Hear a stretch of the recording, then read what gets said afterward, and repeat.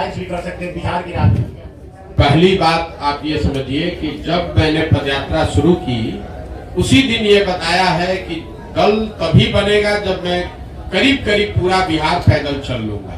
तो लोकसभा से पहले तो अभी हम आधा बिहार ही कर पाए हैं, 2 4 5 जिला और कर लेंगे। तो लोकसभा से पहले जन स्वराज दल बनने की संभावना तो मैं नहीं देखता हूँ। लेकिन अगर लोग ये चाहते हैं कि वो चुनाव लड़े, जो लोग जन स्वराज परिवार से इस परिकल्पना सोच से जुड़ रहे हैं, और अगर वो तय करते हैं कि चुनाव लड़ा जाए तो उन जगहों पर चुनाव लड़ सकते हैं। लेकिन जो चुनाव लड़ेगा वो निर्दलीय के तौर पर लड़ेगा। जन स्वराज परिवार या हमारी सोच या हम लोग के पास जो भी व्यवस्था है उसकी मदद करेंगे। लेकिन ये निर्णय विशुद्ध तौर पर उन लोगों का है जो जन स्वराज से जुड़े हुए हैं। अगर लोकसभा के स्तर पर, जिले के स्तर पर वो निर्णय लेते हैं कि हम लोग को चुनाव लड़ना है, हम लोग के पास योग्य कोई प्रत्याशी है, तो चुनाव निर्दलीय के तौर पर लड़ सकता है। इसका एक उदाहरण आपने देखा होगा, पहले 5 जिलों में जब हम लोग पैदल चल लिए तो वहां पर एक उपचुनाव हुआ, कई उपचुनाव हुए, लेकिन उसमें एक शिक्षा के एमएलसी का भी चुनाव हुआ। तो लोगों का ऐसा मानना था कि चूंकि हम लोग शिक्षा पर इतनी बात कर रहे हैं तो शिक्षकों के एमएलसी के चुनाव को हम लोग को लड़ना चाहिए। तो उन 5 जिले के जन स्वराज के साथियों ने मिलकर यह तय किया और अपने में से अफाक अहमद जी को चुनकर प्रत्याशी बनाया गया। वो लड़े निर्दलीय के तौर पर, लेकिन चुनाव जीते, अभी एमएलसी भी है। तो लोकसभा में ये संभव है कि जन स्वराज के जो साथी जिन जिलों में हम लोग पदयात्रा कर चुके या जहां पर वो संगठन बन गया है, वहां पर अगर वो तय करते हैं कि चुनाव लड़ना है, उनके पास उनकी नजर में कोई योग्य उम्मीदवार होगा तो उम्मीदवार निर्दलीय के तौर पर लड़ सकता है। जन स्वराज दल के तहत कोई चुनाव लड़ने की अभी संभावना नहीं है। दल तभी बनेगा जब मैं पूरे बिहार की या ज्यादातर बिहार की पदयात्रा पूरी कर लूंगा। दूसरा आपने कहा गठबंधन की, तो कोई संभावना नहीं है, इसको लिख लीजिए बिल्कुल बोल्ड शब्द में। ये जन स्वराज की जो पूरी परिकल्पना है, इसमें कोई गठबंधन की संभावना किसी तरह की, किसी दल किसी व्यक्ति से है ही नहीं। ये नई व्यवस्था बनाने की बात है।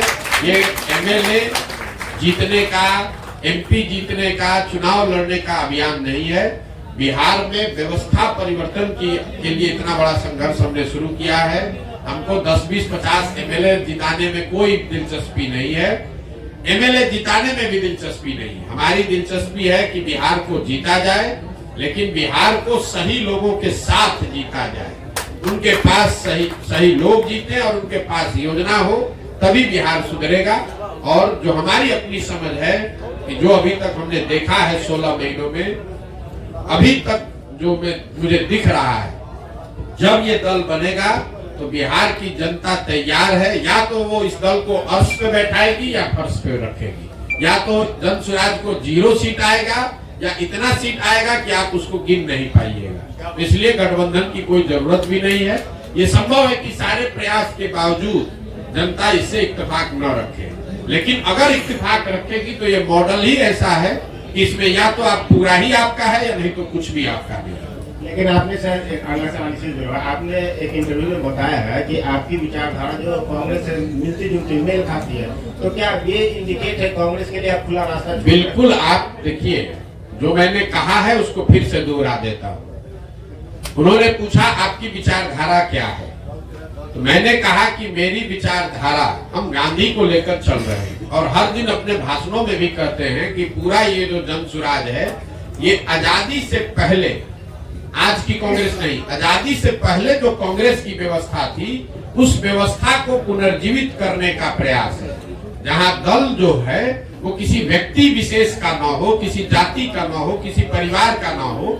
आजादी से पहले जो कांग्रेस थी वो किसी परिवार की पार्टी नहीं थी, वो किसी जाति विशेष की पार्टी नहीं थी, वो उन सब की का दल था जो बिहार, जो राज्य, जो देश को आजाद करना चाहते थे। तो जन स्वराज उस सोच से प्रेरित है।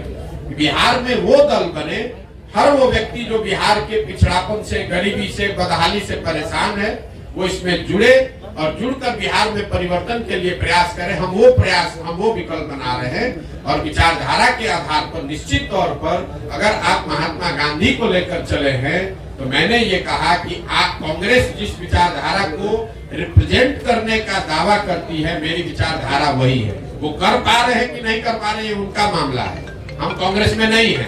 हमारी विचारधारा वो है जो महात्मा गांधी की विचारधारा कांग्रेस में थी, उसी विचारधारा को लेकर चल रहे हैं और उसी को आप कह रहे हैं कि कांग्रेस के लिए दरवाजा नहीं खोल रहे हैं। वो विचारधारा ही हम कह रहे हैं कि हमारी वही विचारधारा है। महात्मा गांधी की जो विचारधारा थी उसी विचारधारा से प्रेरित होकर इस व्यवस्था को बनाने का प्रयास है और उसी विचारधारा को कांग्रेस या उनके साथी दल उस विचारधारा का प्रतिनिधित्व होने का दावा करते हैं। उस नजरिए से आप कह सकते हैं कि मेरी विचारधारा उनसे मिलती जुलती हो सकती है या उनके करीब हो सकती है।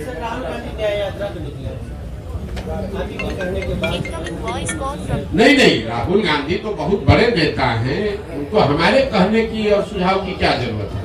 वो पहले भारत जोड़ो यात्रा उन्होंने किया है और शायद अभी बस से पद यात्रा तो नहीं करेंगे, जो अभी कल हम लोगों ने मीडिया में पढ़ा, शायद अब वो बस से या गाड़ी से पूरब से पश्चिम एक यात्रा कर रहे हैं। तो मुझे मेरी ओर से उनको शुभकामना है, मैं उसमें क्या कह सकता हूँ। अभी आपने प्रश्न कहा कि हम चुनाव में लड़ेंगे, मैंने ये नहीं कहा। जो लोग भी लड़ेंगे, मैंने देखिए बात की, आप लोग बात को इधर से उधर घुमा देते। मैंने कहा कि जब जन स्वराज दल लोकसभा से पहले है नहीं, तो जन स्वराज दल तो चुनाव लड़ नहीं सकता है, लेकिन जन स्वराज से हर जिले में जहां पदयात्रा हुई है, ये संख्या आपको बता दूं, करीब 55 से 60 हजार लोग इस परिकल्पना से जुड़कर इस दल को बनाने वाला बनना चाहते हैं। तो हमने उनको ये कहा है कि अगर आप जन स्वराज से जुड़े हैं, आप 60 हजार लोग बैठ के निर्णय लीजिए कि दरभंगा में चुनाव लड़ना है कि नहीं लड़ना है। अगर वो निर्णय लेंगे और उनके पास इस विचारधारा के मानदंडों के हिसाब से कोई चेहरा मिल जाए उम्मीदवार के तौर पर, तो उसको हर हालत में पूरी मजबूती से निर्दलीय के तौर पर लड़ाया जाएगा। लेकिन अगर किसी कारण से आपका चुनाव नहीं हो पाता, हमारे जिला की बात है, दरभंगा लोकसभा में नहीं हो पाता, कोई नहीं लड़ेंगे, कोई हड़बड़ी नहीं। लेकिन जो आपके साथ जुड़े हुए लोग हैं, उनको आप क्या कहेंगे? किन पार्टी को? कोई दिक्कत कुछ नहीं कहेंगे। अपने विवेक के अनुसार आप जहां भी चाहें आप वहां वोट कर सकते हैं। मान लीजिए कि आप कांग्रेस की विचारधारा में यकीन रखते हैं और कांग्रेस वहां चुनाव नहीं लड़ती है। कई ऐसे जगह है जहां कांग्रेस की विचारधारा में यकीन रखने वाले लोग हैं, लेकिन कांग्रेस पार्टी वहां भी चुनाव नहीं लड़ती है। कई ऐसे जगह है जहां बीजेपी के विचारधारा के मानने वाले लोग हैं, लेकिन भाजपा वहां चुनाव नहीं लड़ती है। तो क्या करते हैं? अपनी समझ से जो उपलब्ध ऑप्शन है उसमें से आप चुनाव करके उसको जिसको वोट देना दीजिए। अभी तो आपको बताया भैया, किसी पार्टी से मिल, हमारी विचारधारा, मेरा अपना मत ये है कि जो आजादी से पहले महात्मा गांधी की कांग्रेस थी, हम उसी से प्रेरित होकर जन स्वराज हमने शुरू किया है। विचारधारा जो गांधी की विचारधारा थी वही विचारधारा जन स्वराज की विचारधारा है, या उसको बनाने का आज के संदर्भ में उसी के करीब रहने का प्रयास है। सर, अभी आपने कहा कि लालू के डर से बीजेपी को वोट दिया था, बीजेपी के डर से लालू को 2005 से लेकर आज तक नीतीश जी को किसके डर से वोट मिला? नीतीश जी को दो वजहों से वोट मिला है।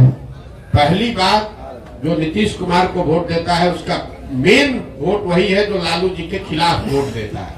और दूसरा, 2005 से 2010-12 तक उनकी जो सरकार यहाँ चली उसमें कुछ काम होता, सुधार होता लोगों को दिखा, तो वो सुधारवादी लोग भी उनको वोट दिया उन लोगों ने। लेकिन 2014 के बाद से नीतीश जी के राज में सुशासन का वो चीज देखने को नहीं मिला। इसीलिए आप देख रहे हैं कि किसी 2010 में 206 सीट जीतने वाले नीतीश कुमार एनडीए 2020 में जब चुनाव हुआ तो उनको 125 सीट भी जीतने में मुश्किल आई। तो सिर्फ जाति के आधार पर वोट नहीं है। अगर सिर्फ जाति के आधार पर वोट होता तो जो एनडीए चुनाव लड़ी थी 2010 में, वही एनडीए चुनाव लड़ी 2020 में, तो फिर उनका 206 से घट के 120 कैसे हो गया? यही बात तो हम आपको बता रहे हैं। लेकिन नीतीश कुमार की जो पूरी राजनीति है, जो उनका वोटर है, वो लालू विरोध पर, लालू जी के जंगल राज के विरोध पर ही खड़ी रही है। उसमें एडिशन जैसे जैसे वो आगे बढ़े तो कुछ और लोग जुड़े होंगे, लेकिन मूल वोट जो उनका है वो लालू विरोध का वोट है। जो लालू से डरता है या लालू जी को नहीं चाहता है, वो नीतीश जी को वोट पहले करता रहा है। जदयू की राष्ट्रीय कार्यकारिणी की बैठक होने जा रही है जी, जदयू की राष्ट्रीय कार्यकारिणी की बैठक होने जा रही है और संभावना जताई जा रही है कि नीतीश कुमार फिर से पलटी मार सकते हैं। इस पर क्या प्रतिक्रिया? देखिए, नीतीश कुमार के राजनीतिक जीवन का ये अंतिम दौर चल रहा है, राजनीतिक पारी का ये अंतिम दौर चल रहा है। नीतीश कुमार को खुद नहीं मालूम है कि वो कहां हैं और कहां रहेंगे। इतना मैं जरूर कह सकता हूं कि लोकसभा से पहले अब उनके पास कोई विकल्प नहीं है, उनको चुनाव तो महागठबंधन में ही लड़ना पड़ेगा। इसलिए नहीं कि वो पलटी मारना नहीं चाहते हैं, इसलिए कि अगर पलटी मारेंगे भी तो कोई लेने वाला भी तो होना चाहिए। अब आज के तारीख में उनको कोई लेने वाला भी नहीं बचा है। नीतीश कुमार राजनेता के तौर पर और जदयू दल के तौर पर अब बहुत बड़ा बोझ हो गया है। जो उसको उठाने का कोशिश करेगा वो भी उस बोझ के तहत नीचे दब के मर जाएगा।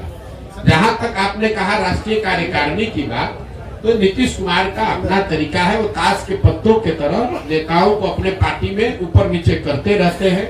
और यही वजह है कि 18 साल से मुख्यमंत्री रहने के बावजूद उन्होंने अपनी पार्टी में कभी कोई एस्टेब्लिश्ड ऑर्गेनाइजेशन या कोई सेकेंड लाइन लीडरशिप बनाया ही नहीं। किसी को लाते हैं, उससे काम निकाला। मान लीजिए 14 में हम पर उन्होंने दाव लगाया, हमको लेकर आए, घोषणा कर दिया कि यही हमारे उत्तराधिकारी हैं, यही आगे रहेंगे।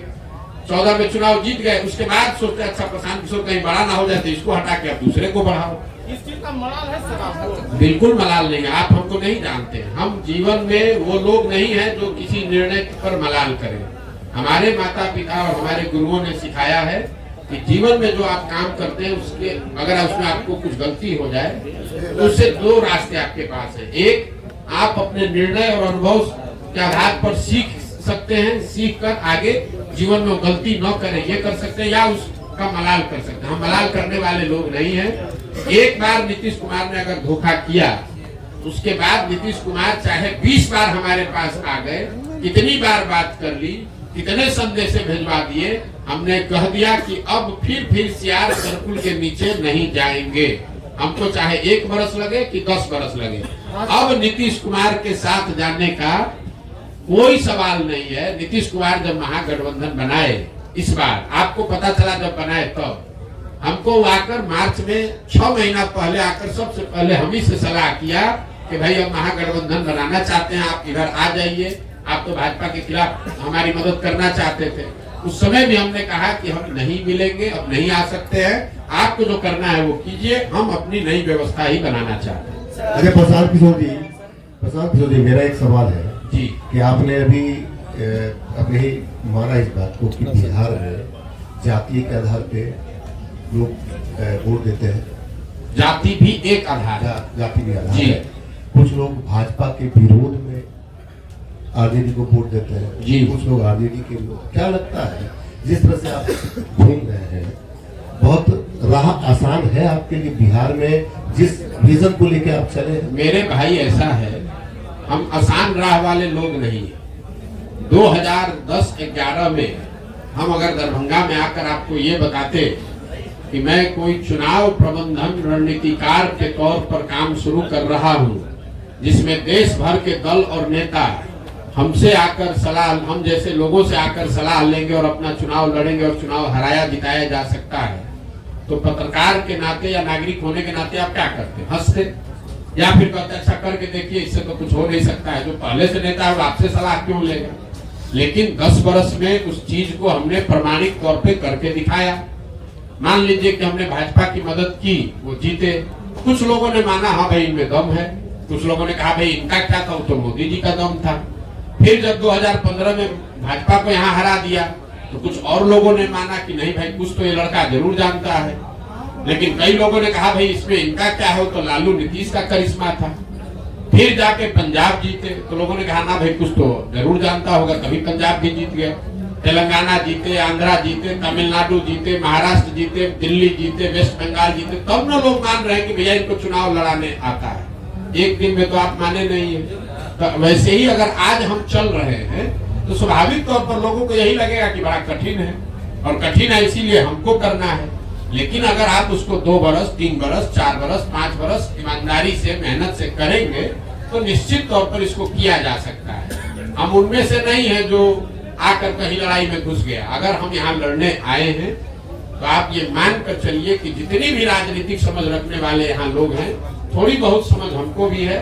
आप ये मान कर चलिए कि इसके जीतने का पूरा खाका हम बनाकर आए हुए। हम उनमें से नहीं है जो आगे के बोलने लगे। इतना तो आप भी जान रहे हैं।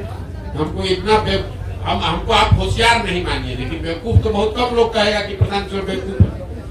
अगर बेवकूफ कहे भी तो कोई दिक्कत नहीं है। हमें इस बात की समझ है कि बिहार में ये कितनी बड़ी चुनौती है, लेकिन हमें इस बात की भी समझ है कि बड़ी चुनौती है, लेकिन फिर भी इसको किया जा सकता है, इसीलिए कर रहे हैं। अगर आपको कठिन काम करना है, इसीलिए तो इतना कठिन प्रयास कर रहे हैं। जितना आप कह रहे हैं कि कोई नहीं कर पाया, तो किसी ने पिछले 75 साल में बिहार में इस तरह का प्रयास भी नहीं किया है, किसी ने अपनी इतनी मेहनत भी नहीं की है। तो हमको मालूम है कि कठिन काम है, इसलिए ज्यादा मेहनत करना पड़ेगा।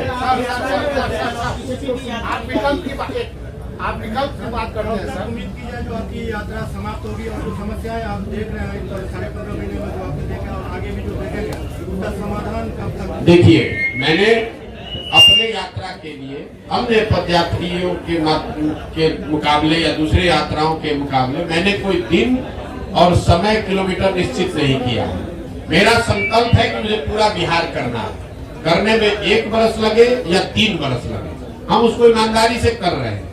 हम 15 महीना 16 महीना हो गया, हम यहीं पर हैं। अभी 12 जिला किए, हमको कोई घबराहट नहीं। हम दरभंगा आए 25 दिन का कार्यक्रम बनाकर, यहाँ हमको 35 दिन लग रहा है। क्यों? कई बार लोग चाहते हैं कि आप ये गांव भी घूम लीजिए, वो गांव भी घूम लीजिए। सिर्फ पदयात्रा ही नहीं है, पदयात्रा के साथ मुझे दरभंगा से निकलने से पहले उन लोगों को चिन्हित भी करना है जो इस परिकल्पना को, इस संगठन को यहाँ बनाएंगे, चलाएंगे। हमको दरभंगा के हर पंचायत का योजना भी बनाकर निकलना है। तो हम ये दावा नहीं कर सकते कि ये कब खत्म होगा, लेकिन अभी तक का जो अनुभव है उसके हिसाब से आप मान कर चलिए कि 1.5 साल और अभी कम से कम लगेगा, और मुझे कोई जल्दी नहीं है उसके। नहीं, समाधान तो भाई, समाधान का रास्ता तो बनाते जा रहे हैं। समाधान तो तभी होगा जब लोग अपनी समस्याओं पर वोट करेंगे। समाधान तब होगा जब सही लोग चुन कर आएंगे। समाधान तब होगा जब इन समस्याओं के निवारण का रास्ता, योजना, विजन बनाया जाए। तो तीनों चीज पे लगे हुए हैं। जब इसको पूरा करेंगे तो आपको सफलता दिखती मिलेगी। प्रशांत जी एक सवाल मेरा है। आपने जो क्राइम को लेकर, बिहार में बढ़ते क्राइम को लेकर एनसीबी के डाटा पे बात की है, तो मेरा एक अनुमान है कि पहले प्रीवियस ईयर में जब क्राइम का ग्राफ बहुत था, अब जो है चूंकि पहले केसेस दर्ज नहीं होती थी, सोशल मीडिया इतना एक्टिव नहीं था, लोगों के संज्ञान में बातें नहीं आती थी, और अब एक छोटी सी भी घटना घटती है तो वो केस रजिस्टर्ड होता है। सर, केस अब रजिस्टर्ड होता है तो ऑब्वियसली क्राइम का डाटा जब ये केस रजिस्टर्ड होगा तो एनसीबी के पोर्टल पे जब वो चढ़ेगा तो ग्राफ तो दिखेगा कि नहीं, मेरे भाई आपका भ्रम है ये। हम आपको क्लेरिफाई कर रहे हैं। सर आपका कहना ये ठीक है कि जब लालू जी का राज था तब एफआईआर होता ही नहीं था थाना में, तो क्राइम दिखेगा कैसे? लेकिन आपने ध्यान नहीं दिया, मैंने डेटा कंपेयर किया 21 का 22 से। तो 21 में तो क्राइम रजिस्टर हो रहा था जी, तो 22 में भी क्राइम रजिस्टर हो रहा है। तो क्राइम रजिस्टर होने की वजह से ऐसा हो जाए, ऐसी बात तो है नहीं। जो व्यवस्था से क्राइम रजिस्टर करने की व्यवस्था 21 में थी वही आज 22 में भी है। उसमें 24% की बढ़ोतरी हुई है। ऐसा नहीं हुआ है कि 2022 में बिहार सरकार ने क्राइम के प्रति ज्यादा सेंसिटिविटी दिखाते हुए नए थाने सेट कर दिए या एफआईआर की प्रक्रिया को आसान कर दिया, ऐसा कुछ नहीं हुआ है। प्रक्रिया जो 21 में थी वही 22 में। अगर हम 2005 से कंपेयर करें तो अब आपका बात ठीक है। हम तो 21 को 22 को 21 से कंपेयर कर रहे हैं, और उसमें क्राइम रजिस्टर करने की जो व्यवस्था है उसमें कोई आमूलचूल परिवर्तन नहीं लाया गया है। तो ये कंपेरेबल डेटा है, और 24% एफआईआर ज्यादा हुए हैं, ज्यादा कॉग्निटेबल क्राइम हुए हैं, ये डेटा दिखा रहा है। और सिर्फ दिखाने की बात नहीं है, सिर्फ आंकड़ों की बात नहीं है। हम लोग जब पैदल चल रहे हैं, और आप लोग भी समाज में रहते हैं, मैंने आपको क्या कहा पूरी बात सुनिए। जब शुरुआती महीनों में मैं चल रहा था तो लोग बताते थे कि भैया देखिए अब आजकल फिर क्राइम बढ़ेगा शायद। फरवरी के बाद, मतलब महागठबंधन सरकार बनने के 5-6 महीने के बाद से लोग आकर कह रहे भैया देखिए क्राइम बढ़ गया है। तो मैं जो लोगों से सुन रहा हूँ वो भी डेटा में कहीं ना कहीं, क्योंकि अभी जो हम चल रहे हैं डेटा तो उससे पहले का है, इस बार डेटा उससे भी बढ़कर आएगा। मेरा सवाल है कि आप विकल्प की बात करते हैं तो बिहार जो है 1975 से ही विकल्प की तलाश में रहा है और जितने क्षेत्रीय छत्रप हैं उसी विकल्प की उपज है और इन सारे लोगों ने बिहार को छला और ठगा है। तो आप जन स्वराज जो है एक विकल्प के रूप में देखा जा रहा है, इसकी क्या गारंटी है कि पिछले लोगों की तरह जन स्वराज बिहार के लोगों मेरे भाई हमारी हर भाषण को सुन लीजिए। हम हर भाषण में पहले कहते हैं कि आप बिल्कुल प्रशांत किशोर पर भरोसा मत कीजिए, आप अपने आप पर भरोसा की। प्रशांत किशोर अगर जन स्वराज बनाते, हम इसके नेता होते, हम आपको कहते कि हम आपका ठीक कर देंगे, तब में धोखा देते। हम तो आप हमारी भाषणों को जाकर सुन लीजिए। हम ये कह रहे हैं कि कोई प्रशांत किशोर 10 प्रशांत किशोर आ जाएगा तब भी आपका जीवन नहीं सुधरेगा। आपको अपने आप में अपने वोटिंग बिहेवियर में सुधार करना है और दल अगर बनाना है तो सबको मिलकर बनाना होगा ताकि कोई किसी को न ठगे। अगर बिहार के 10 लाख लोग मिलकर दल बना रहे हैं तो सब लोग तो एक दिन में नहीं परिवर्तित हो जाएगा। प्रशांत किशोर तो ठग सकते हैं। आपने कहा पहले हुआ है, पहले किसने यहाँ बिहार में सबको सबसे संवाद करके मिलके इतनी बड़ी पदयात्रा करके किसने दल बनाया? यहाँ दल तो आधा मिनट में बनता है। जो दल बनाया वो कहा कि हम इसके नेता रहेंगे और हमारे बाद हमारे बेटा रहेंगे। दल तो यहाँ ऐसे ही बनता है। बिहार के लोगों से बातचीत करके कोई दल बना हो, आप हमको बता दीजिए, हम मान लेंगे कि भाई हमारी गलती है। प्रशांत जी मेरा दो सवाल है।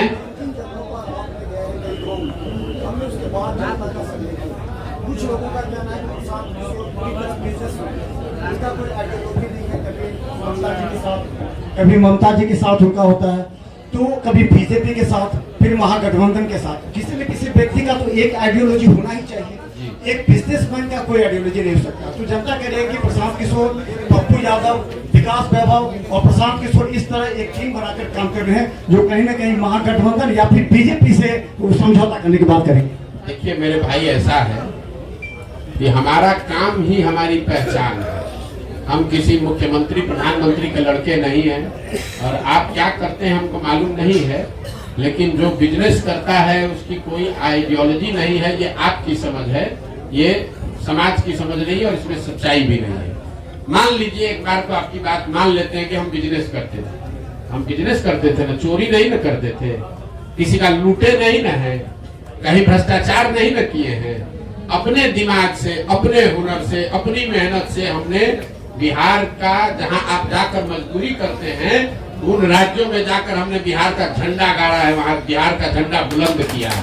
आप बहुत आइडियोलॉजी वाले हैं, आप बहुत आइडियोलॉजी वाले हैं, तो आपके बच्चे जाकर वहां ठेला पर सब्जी बेच रहे हैं। हमारी आइडियोलॉजी नहीं है तो उन्हीं राज्यों में जाकर हम वहां के राजा को बनाते हैं। तो आपको तय करना है कि आपको किसके साथ रहना है और मेरी आइडियोलॉजी क्या है, इसको समाज को जांचने दीजिए। स्वाभाविक है बहुत लोगों को अच्छा नहीं लगेगा तो न लगे, उससे क्या दिक्कत है। जब देश आजाद हुआ, प्रशांत किशोर तो बहुत छोटे आदमी हैं, जब देश आजाद हुआ जिस दिन 15 अगस्त 1947 को, उस दिन भी इसी देश के हजारों ऐसे लोग होंगे जो अंग्रेजों से सैलरी लेकर उनके साथ काम कर रहे थे। उनको तो महात्मा गांधी पर भरोसा नहीं था, उनको देश की आजादी पर भरोसा नहीं था। तो ये तो समाज है। कभी 100% लोग तो आपसे, समाज में 100% लोग तो आपकी बात से सहमत नहीं होंगे। हम अपना काम कर रहे हैं, लोग सहमत हो न हो ये उनकी पीड़ा है, उनकी समझ है, हमें उसकी ज्यादा चिंता नहीं है। आप ज्यादा व्यथित न हो, हमको इतनी समझ है कि कितना लोग समझ रख रहे हैं, नहीं रख रहे हैं। अगर समझ नहीं रख रहे हैं और हर आदमी हमको गलत ही कह रहा है तो आखिर सुबह से शाम तक 2 बजे रात तक हमसे मिलने आ कौन रहा? ये भी आप पत्रकार होने के नाते आपको पूछना चाहिए। देखिए उनका ये कहना था कि जैसे अलग अलग स्टेट में आपकी अलग अलग, अरे भाई हमने 10 बरस काम किया है, हमने आपको गिनवाया, वही काम हमारी पहचान है, तभी ना आप यहाँ बैठे हुए हैं। यहाँ 15 महीना नहीं 15 साल पैदल चल के आएगा तो कोई पत्रकार आएगा सुनने? आप भी इसीलिए आए हैं कि आपको मालूम है कि ये प्रशांत किशोर है, अगर ये प्रयास कर रहा है तो यहाँ ठोक कर जाएंगे सबको, चिंता मत कीजिए। चुनावी रणनीतिकार अपने आप को कहते हैं, जितने जगह आपने बिहार में भ्रमण किया अभी तक, तो क्या 2024 का चुनाव जो होने वाला है उसमें दलों पे प्रभाव पड़ेगा? कितने जगह हम जब चुनाव ही नहीं लड़ रहे तो आप आप नहीं लड़ रहे हैं। आप सुन लीजिए बात, 2025 का चुनाव होने दीजिए, उसके बाद आप हमको खोजिएगा मिलने के लिए कि प्रभाव क्या पड़ा नहीं पड़ा। हमारा जो ट्रैक रिकॉर्ड है, लोग हमको जब चुनाव का परिणाम आता है तब खोजते हैं कि कौन है। जब तक चुनाव का परिणाम नहीं आता है तो सब आदमी यही कहता है कौन है प्रशांत किशोर, ये बिजनेसमैन है, ये तो एनजीओ चलाता है, ये तो लैपटॉप चलाता है। और जब परिणाम आता है तो कहता अच्छा यही है प्रशांत किशोर। तो यही बिहार में भी होगा 25 में। एक सवाल मेरा आखिरी है। इसको भी आपको लगता है ना कि जो बहुत बड़ा राजनीति का समझ है, उसको भी प्राइवेट में जाकर पूछ लीजिएगा। जिसको दम हो बिहार में, जिसको भी दम है, उसको खुली चुनौती दे रहे हो। खाली कह दे कि हमको भैया ये चुनाव हम लड़ेंगे प्रशांत किशोर के खिलाफ, पूरा बिहार में जिसको दम है कि हम आके सामने कहते हैं हम लड़ाते हैं, जरा जीत के दिखा दें। जिसको दम है, खुला चुनौती दे रहे हैं। तीनों दल का जो नेता बिहार का कोई क्षेत्र चुन ले और कहे कि भैया हमको यहाँ हरा कर दिखा दीजिए, उसको दिखा देंगे कि कैसे चुनाव लड़ा जाए। हमको किसी से सर्टिफिकेट की जरूरत नहीं है, हम यहाँ चुनाव लड़ने नहीं आए हैं। हम बिहार में अपना जीवन खपा रहे हैं इस राज्य को सुधारने के लिए। सुधरे न सुधरे वो समय बताएगा। चुनाव को लेकर हमको बिहार के टुटपुंजिया नेताओं से सर्टिफिकेट नहीं चाहिए। ये बिहार में जो लोग नेतागिरी करते हैं, इनके जो आका है उनकी जब गाड़ी फंसती है तो हमसे सलाह लेने आते हैं। अब उनको हम बताएंगे चुनाव कैसे लड़ा जाएगा, ये हमको बताएंगे। पप्पू यादव जी ने आरोप लगाया है। चलिए छोड़िए, आगे बढ़िए। मेरा एक प्रश्न है। एक तरफ रामलला की मूर्ति का 22 तारीख को 22 तारीख को अयोध्या में मंदिर निर्माण है, दूसरे राहुल गांधी यात्रा निकाल रहे हैं। कई लोग ऐसे हैं नेता जो महाकाली के ऐसी स्थिति में प्रशांत किशोर जो भोजन के बहुत नजदीक होते हैं, साथ ही साथ हर चीज को जानते हैं, क्या कहेंगे जिसको मंदिर निर्माण और एक तरफ यात्रा, वोटर भी कर और नेता भी कर। अरे ये कंफ्यूज आप लोग हैं। राम मंदिर का उद्घाटन चुनाव में बहुत बड़ा मुद्दा नहीं है। मैं आपको ये अपने अनुभव के आधार पर बता देता हूँ। चुनाव की जितनी समझ हमको थोड़ी बहुत है, कोई एक मुद्दा जिसको आपने पहले कड़ाही पर चलाकर गुड़ बना लिया है, अब वापस से उसको चढ़ाकर समाज को उस तरीके से आंदोलित नहीं किया जा सकता है। राम मंदिर के मुद्दे पर एक बार जब आडवाणी जी सोमनाथ से चले, तब एक बार उस मुद्दे पर वोट पड़ा। उसके बाद वो बहुत बड़ा मुद्दा है, लोगों के सबकॉन्शियस माइंड में है, चर्चा में है, प्रचार होगा, लेकिन वोट उस पर नहीं पड़ेगा। आप मोदी जी ने जब अपने पार्लियामेंटेरियन से, अपने सांसदों से मुलाकात की, तो मोदी जी ने भी खुद कहा कि खाली राम मंदिर के नाम पर चुनाव नहीं जीता जा सकता है, क्योंकि एक बार मंडल आया तो देश में बहुत आंदोलन हुआ, लेकिन जब 5 वर्ष के बाद मंडल लागू किया गया तो किसी को पता नहीं चला। आज जब रिजर्वेशन के लिए यहाँ बिल पास हुआ तो उस पर कोई रिएक्शन नहीं है। तो समाज की इतनी समझ रखिए, काठ की हांडी या कच्ची हांडी, आप एक ही चीज को बार बार नहीं चला सकते हैं। जन आंदोलन हुआ अन्ना के समय में लोकपाल को लेकर, आज आपको लगता है कि जन लोकपाल के नाम पर आंदोलन फिर से हो सकता है? उस समय हुआ, पूरा देश अन्ना के साथ जन लोकपाल के नाम पर खड़ा हुआ। आज अगर अन्ना भी आ जाए, जन लोकपाल फिर से लेके बैठ जाए तो भी कोई नोटिस नहीं लेगा। तो राम मंदिर का उद्घाटन बहुत बड़ी घटना है, उसकी चर्चा होगी, बीजेपी उसका प्रचार प्रसार भी करेगी, उसका लाभ लेने का कोशिश भी करेगी, लेकिन वोट उस पर बहुत ज्यादा प्रभावित उसकी वजह से नहीं होगा। दूसरी वजह से लोग वोट भले दे दे, वो अलग बात। राम मंदिर का निर्माण एक घटना बहुत बड़ी घटना है, उसका उद्घाटन बहुत बड़ी घटना है।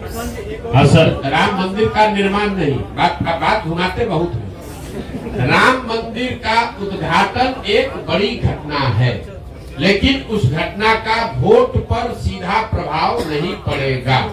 आप जाकर यहाँ पूछ लीजिए जो भाजपा को वोट दे रहा है कि वोट आप इसलिए दे रहे हैं कि 22 तारीख को उद्घाटन है, कि वोट आप इसलिए दे रहे हैं कि मोदी जी नेता है। तो ज्यादातर लोग कहेंगे कि हम वोट मोदी की वजह से दे रहे हैं। ये नहीं कहेगा कि 22 तारीख को उद्घाटन है इसलिए हम कम्युनिस्ट पार्टी के वोटर थे, क्योंकि 22 को उद्घाटन है तो भाजपा को देने लगेंगे। ऐसा लोग नहीं मिलेगा। हाँ सर, को टक्कर देने वाला विपक्ष में कोई दिख रहा है चेहरा आपको?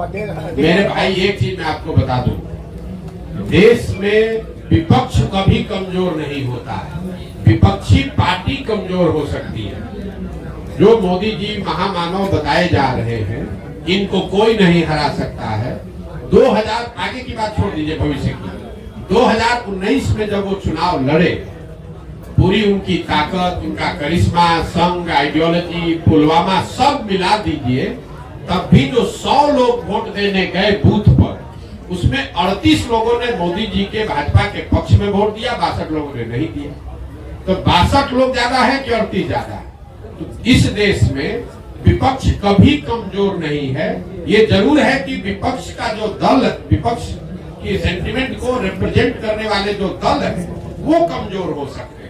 इसलिए आप गांव देहात में घूमते हैं तो ऐसा नहीं है कि हर गांव में लोग जय जयकारा कर रहा है कि भैया भाजपा आ गई तो हमारा जीवन बदल गया, लेकिन फिर भी जाकर वो वोट इसलिए दे सकता है कि उसको लगता है कि राहुल गांधी के मुकाबले तो फिर भी ये ठीक है, या लालू यादव के मुकाबले फिर भी ठीक है, इसलिए लोग वोट देते हैं। चेहरा कोई नहीं है।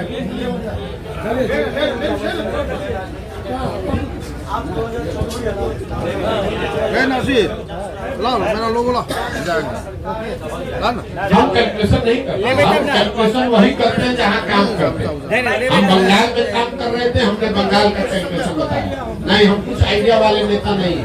हम जो बोलेंगे बिहार के नजरिए से आपको बोल देते हैं, आप इसको हेडलाइन ले लीजिए।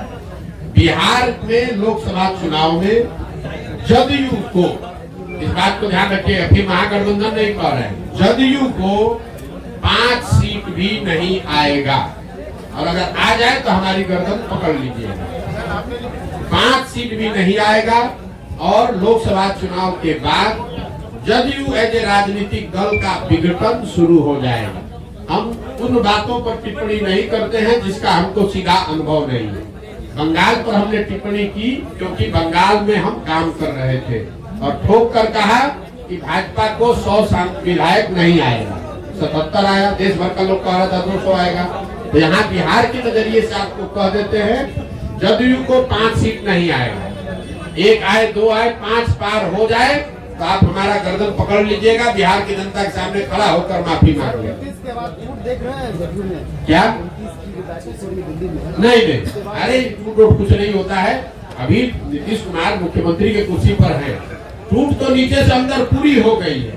अब चूंकि सत्ता में वो बैठे हुए हैं तो लोग उनके साथ चिपका हुआ है। लोकसभा तक इंतजार करेगा, लोकसभा का रिजल्ट आएगा, उसके बाद उस दल का विघटन शुरू हो जाएगा। क्या इससे फर्क पड़ता है कौन रहेगा कौन हटेगा?